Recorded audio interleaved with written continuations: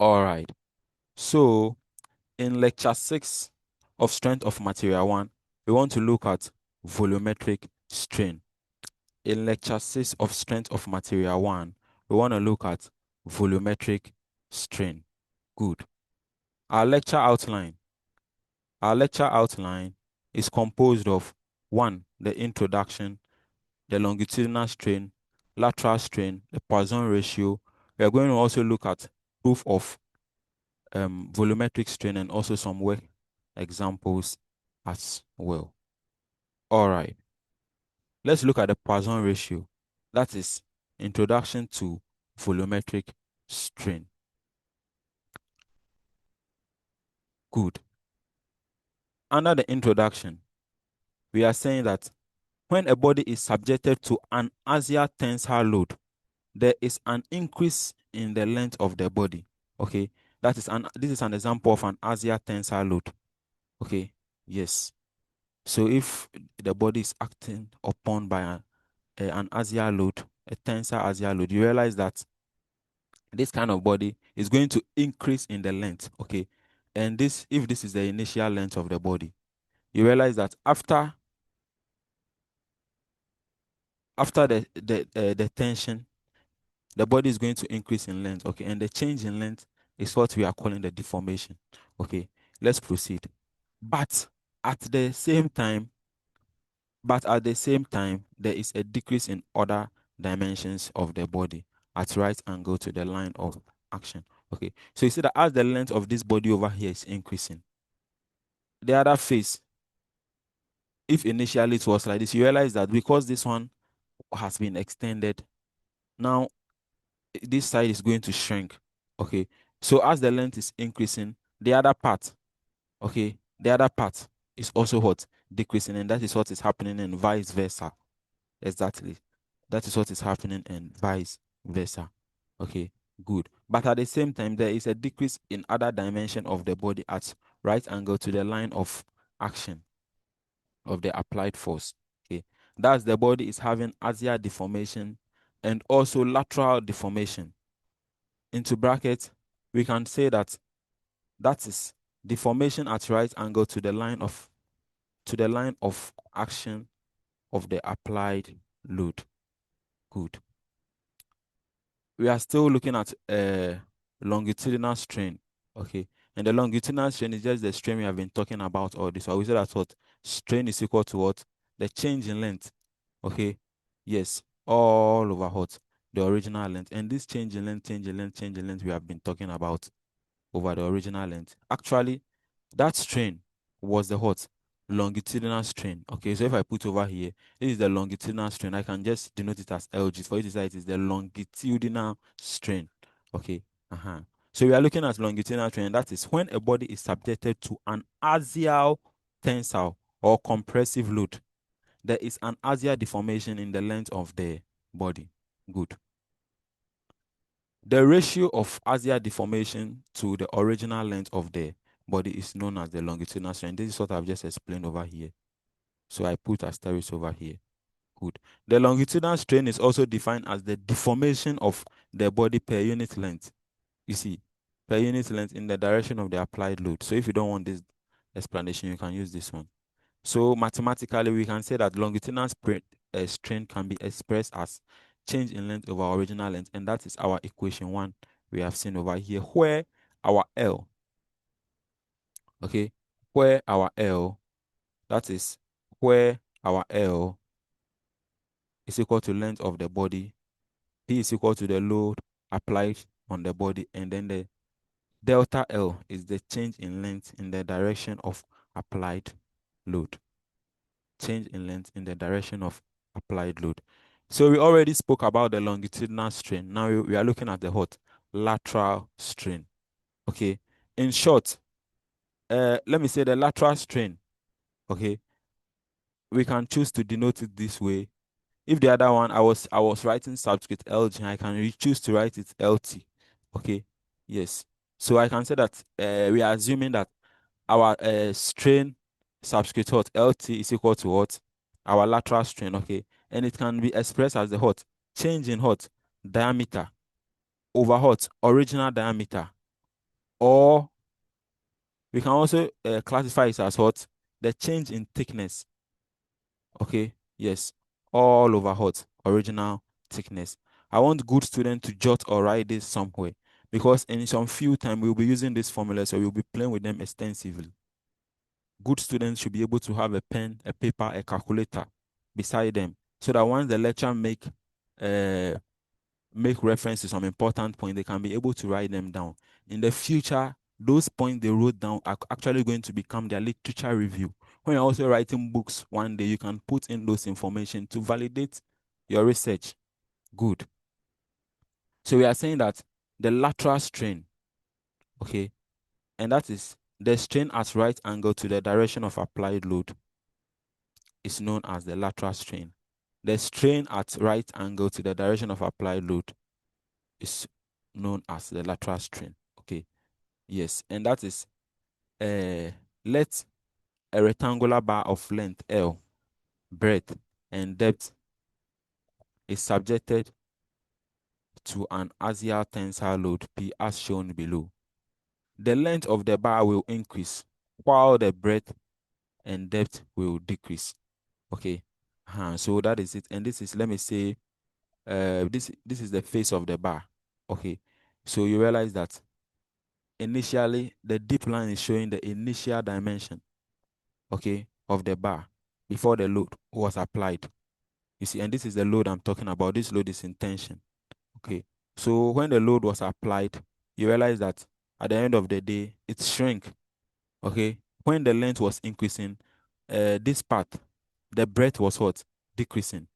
The breadth and then the diameter was what? Decreasing. So it has now been denoted as this. Okay, and that is for this one. If you look at this side, so initially this was the dimension of the bar.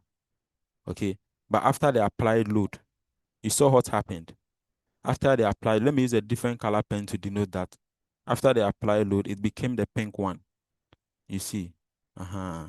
So on this note, I continue to say that what the laws of physics are the same for all observers in a uniform motion relative to one another. Also take note that time appears to pass slowly for a body in motion relative to the observer. Okay. I'll urge you that we are in an examination period. Some of these things that we are learning, if you start taking them serious now, it will help you. Okay? Because for you, you think there is more time. But me looking at you or studying you from a distance, I can say that you don't have much time as you actually think you do. All right. So at this point, I want to check if there is some few questions. I want to take some few questions from you or before we proceed. Okay. I want to take some few questions from you or before. Please, is anyone having any question to ask before we proceed? Battery at 2%, I can't continue. Please, is anyone having any question to ask before we proceed? All right, so let's proceed. Since there is no question, it means that everyone is okay. Good. So whatever I've said over here, that is, we are saying that let's let our delta L be the increase in length of the bar, okay, and the delta B be the decrease in breadth of the bar. If you see delta D, it means the decrease in depth of the bar. Exactly. Just as I was saying, just as I was talking about plenty, take note, please, and a very big please, take note that the longitudinal strain, this is the formula for the longitudinal strain, and also for lateral strain, this is the formula for the lateral strain. Okay, that is either what? Change in breadth over what? The breadth, or change in what? D over what? D itself. Okay. Otherwise, you can also say that what? You can also consider this term too. Okay, this is another thing. It could be change in thickness over the what? Original thickness. Okay, good. Let's look at the Poisson ratio. Let's look at Poisson's ratio. Good. The ratio of lateral strain, as we just spoke about, to the longitudinal strain of a material when it is subjected to longitudinal stress when it is subjected to longitudinal stress, is known as the Poisson ratio and is denoted by the symbol this. Okay. It is found that for elastic material, the lateral strain is proportional to the longitudinal strain. It is found that, let me use a different color pen to denote this, and that is okay. So we are saying that it is found that for elastic materials, the lateral strain is proportional to longitudinal strain. That is, the ratio of the lateral strain to the longitudinal strain is what? Constant. When we say something is proportional, it means that once a lateral strain is increasing, longitudinal strain is also increasing. And that only happens in what? Elastic materials. And that only happens in the elastic materials. Whatever we are saying finally mathematically, it can be expressed as this. That is our equation 3. So we are saying that the Poisson's ratio, okay, is equal to the lateral strain over the longitudinal strain. But take note that our lateral strain in this case, if you want to make lateral strain the subject, you're actually going to get the Poisson ratio multiplying the longitudinal strain, okay? But I'm putting an asterisk over here to show you that this is a very, very important point. But as strain is opposite in sign to longitudinal strain, hence algebraically, the lateral strain is written as what? This. And that is the lateral strain. For lateral strain, this is the formula we are going to consider. Okay. Yes, in terms of Poisson ratio, we will express the lateral strain as the what? Minus mu times what? Longitudinal strain. Okay. So that is it. And we are saying that the value of Poisson ratio for most metals vary from 0.25 to 0.33. Okay. And that is for most metal. Let me underline it. That is for most metal. It varies from 0.25 to 0.33. But take note, please take note that for rubber, its values ranges from 0.45 to 0.50. Okay. And for steel, the one that we are normally talking about every day, the one we keep talking about every day, for the one we keep talking about every day, that is for steel, that is for the steel, we are saying that its Poisson ratio is 0.3 and that for concrete is 0.15. Okay, 0.15. So this is a very, very important point. I also wish to put asterisk over here. If you're able to take a screenshot of this and later you write it down, it will help you. Take note that you are going to meet in some of these things in your examination hall and you should be able to, or let me say in your midterm rather. Okay, you're going to be meeting most of this in your midterm and you should be able to what? Give account or share the right answer if you are being asked. Please, and a very big please. Take note that the Poisson ratio for steel is 0.3. So if you do your calculation and the question is related to steel and you calculate for Poisson ratio, you don't get 0.3, there is a problem somewhere. Okay, yes. And that of concrete is also what? 0.15. Thank you. Thank you. So let's just quickly look at some one or two work examples. Let's look at some one or two work examples before we proceed. Let's look at some one or two work examples before we proceed. So that is, we want to look at the linear strain, lateral strain, and then the Poisson ratio. Work example 1. Okay, so let's look at the work example 1. Please, can anyone read this question for us before we proceed?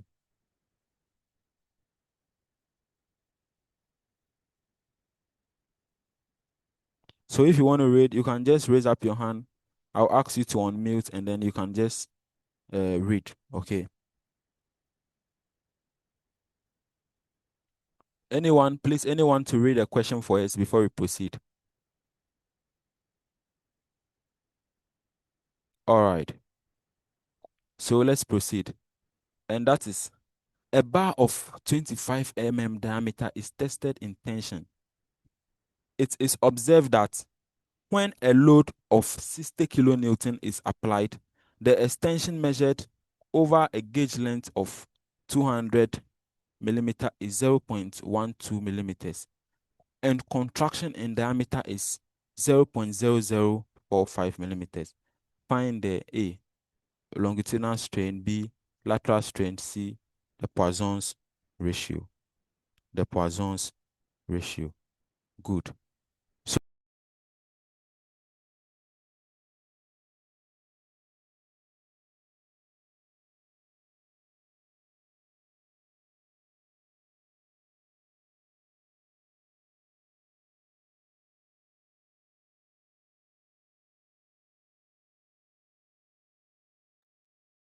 exactly.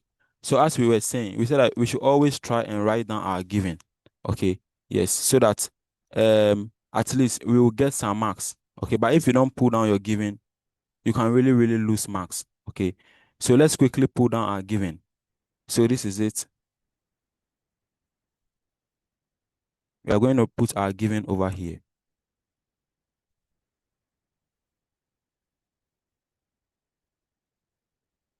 Exactly. Okay. So our question says that a bar of 25 diameter. This is it. A bar of 25 diameter is tested in tension. Okay. So let's quickly put that down. So this could be the bar, and the diameter of the bar is what? 25 So the D is equal to what? 25 Exactly. So the bar was tested in hot tension. The bar was tested in hot tension. Let's go back to our question. It is observed that when a load of 60 kilonewton is applied, the extension measured over a gauge length of, let me say, 200 is 0.12. So let's quickly pull down the extension, and that is, it has a load of 60 kilonewton. So we say that 60, okay, that is 60 kilonewton, but I'll express it on the left hand side for you to see 60 kilonewton. But the 60 kilonewton is actually 60 times 10 exponent 3. So you write 60 times 10 exponent what?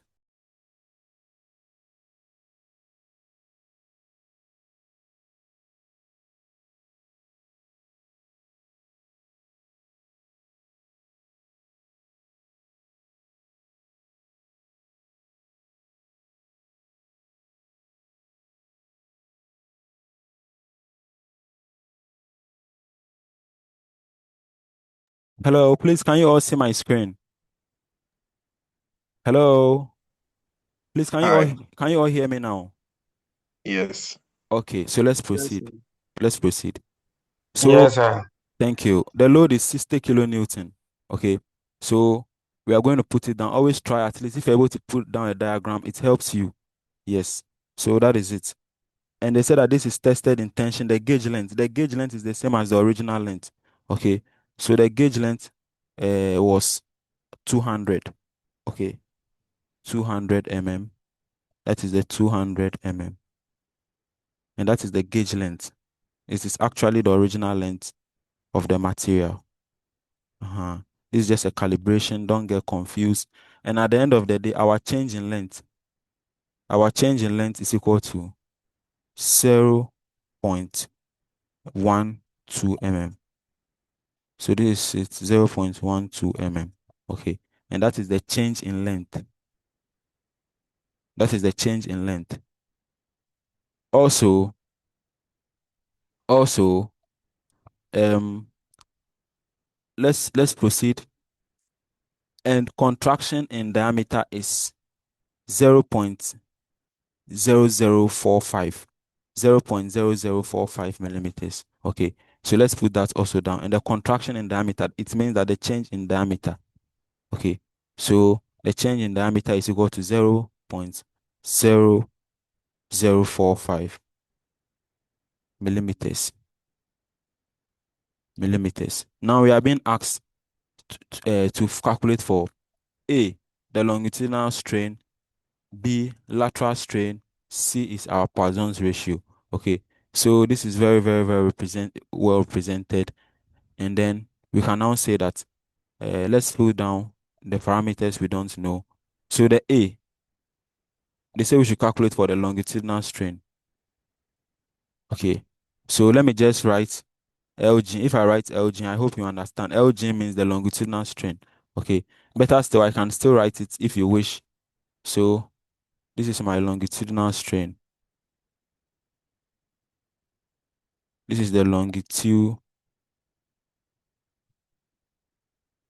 longitudinal strain.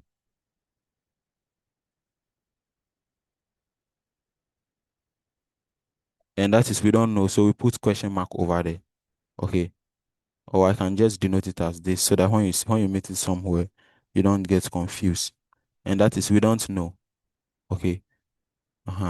So the B, they say we should calculate for the lateral strain. And the lateral strain too, we don't know. Lateral strain. So our lateral strain too, let's denote it by, let's say, this LT. So when you see LT, you know that is the lateral strain. That one too, we don't know. So finally, we are supposed to also calculate for our Poisson's ratio. Check from the question over here, the Poisson's ratio. So let's denote it also. And that is the Poisson's ratio, which we don't also know. So this is the Poisson's ratio.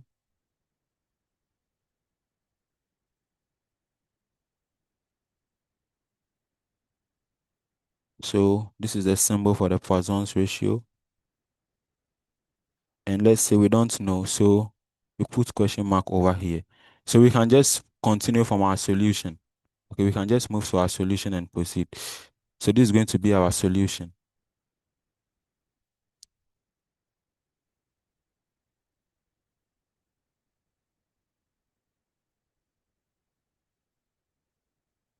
Good. So in the solution, first of all, what are we supposed to? We are supposed to calculate for the longitudinal strain. That is the first thing we are supposed to do. Okay. So we want to calculate for A. So I'm going to write down A over here and move to the next line and solve. Okay. So I'm going to now use symbols. Okay. Since the symbols have their usual meaning already over here. So the first one is the longitudinal strain. Okay. Since this was the symbol we were using, our longitudinal strain, we know that longitudinal strain is equal to what? Change in length. Okay. Over the original length. Good. If that is the case, let's just substitute our variables into the equation to make life simple. Okay. And that is the change in length that was given to us was what? 0.12 millimeters. Okay. So 0.12 millimeters. Let's quickly put that down. 0.12 millimeters. This is 0.12 millimeters. Exactly. And then the original length is just the gauge length. This is 200 mm. Okay. So let's go and put it over there. 200 mm. Exactly. We are saying that this mm will cancel this mm. So at the end of the day, the longitudinal strain has no unit. Okay. Yes, let's all quickly divide this and let's see the answer that we are going to get. That is 0.12, okay, divided by 200. And what are you going to get? You can punch your answers in the comment sections. You can punch your answers in the comment section. As simple as ABC. Okay. So you're actually going to get your answer to be what? Your longitudinal strain is equal to. Before that, let's see the answers we're having in the comment section. And that is, yes, Darko got it right. Darko got it right. And that is 6 times 10 exponent negative 4. Okay. 6 times 10 exponent negative 4. Okay. Take note that this can also be expressed in so many ways. So if you don't see it written as you are expecting, this can also be expressed as well. It doesn't have any units. So it can also be expressed as 0.000 what? 6. Okay. Or it can also be expressed as what?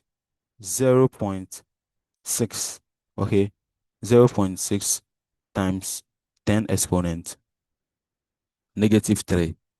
Don't get confused. All these things are the same. all these values are the same thing. Okay. So that's why I continue to say that the laws of physics are the same for all observers in a uniform motion relative to one another. Good. So we are done looking at our A part of the question, that is the longitudinal theory. Let's also go and calculate for the lateral strain, that is the B.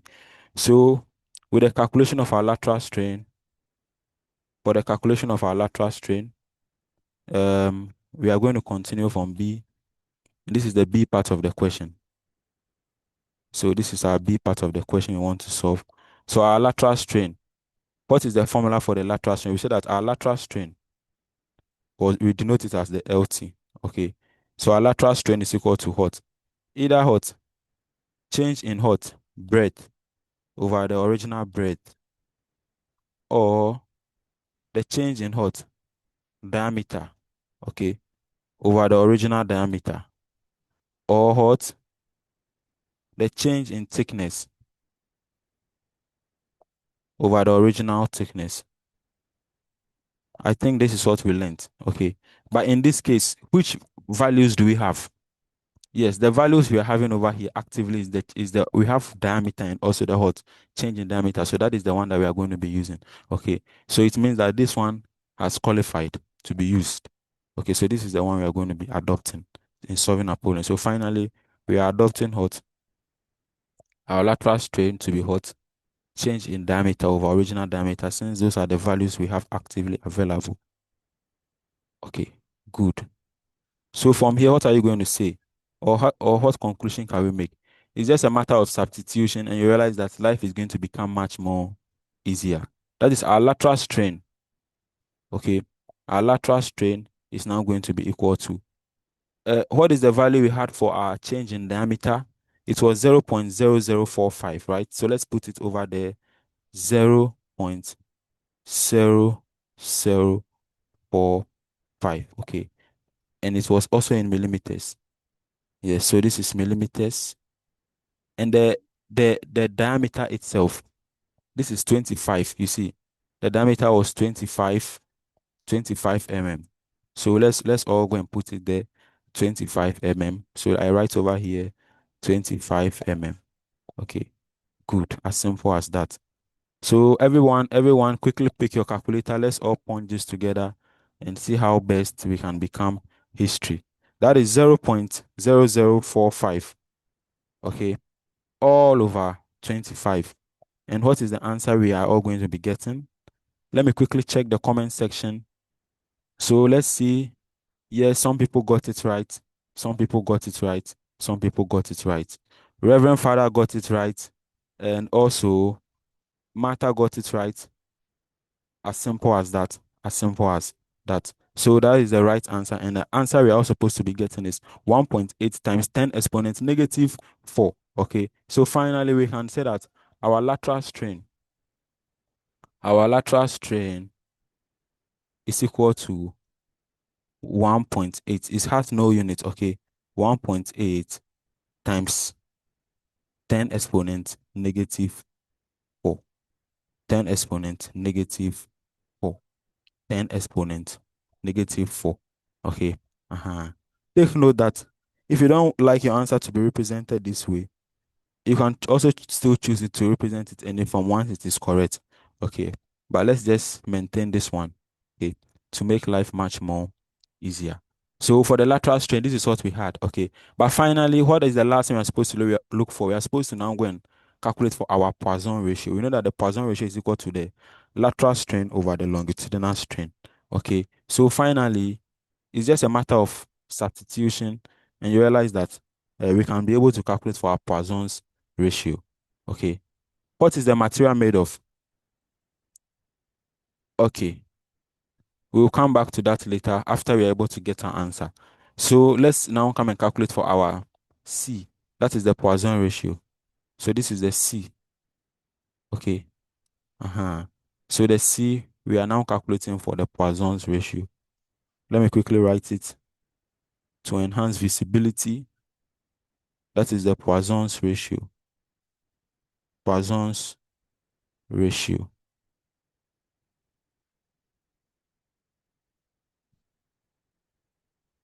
Okay. So This is it, the Poisson's ratio. So this is the Poisson's ratio. Okay. So we said that the Poisson's ratio is equal to what? Lateral strain over the longitudinal strain. Okay. So all the kinds of strain you know, and that is lateral strain over the what? The longitudinal strain. Okay. We already know the value for the lateral strain. We already know the value for the longitudinal strain. At this point, it's just a matter of substitution, and you realize that we can get our final answer. For the lateral strain, we had what?